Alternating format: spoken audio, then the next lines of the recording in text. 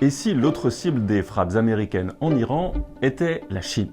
La République populaire pourrait bien perdre un partenaire économique et diplomatique, et c'est exactement ce que souhaitent les États-Unis. Finally, to the great proud people of Iran, I say tonight that the hour of your freedom is at hand. Derrière cette rhétorique de changement de régime, il y a aussi, et surtout chez Donald Trump, la volonté, en précipitant la chute des mollahs, de porter un coup à son plus grand rival sur la scène internationale.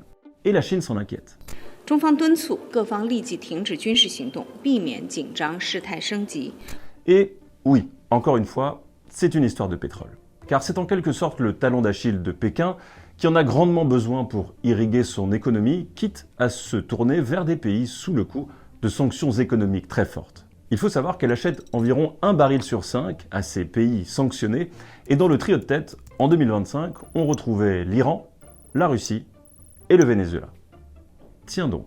能源安全对世界经济非常重要，各方都有责任，确保能源供应稳定畅通。 En ce qui concerne l'Iran, dont les réserves en hydrocarbures sont immenses, entre 80 et 90% de son pétrole est destiné à la Chine, soit environ 1,4 million de barils par jour.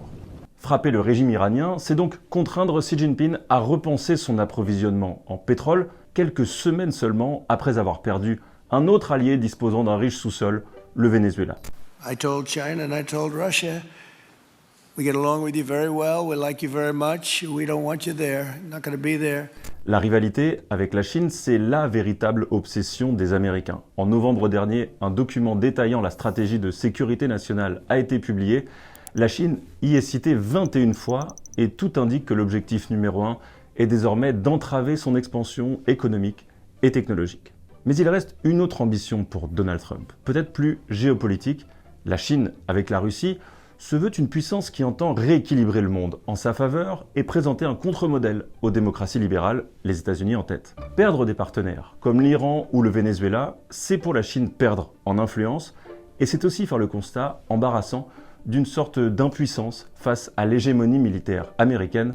There's never been a military like we possess, and frankly, there's nobody even close. En Iran, Donald Trump enfonce le clou et poursuit ses opérations, mais ses chances de succès sont bien plus incertaines qu'au Venezuela, car il s'attaque désormais à un adversaire dont la capacité de représailles est nettement supérieure.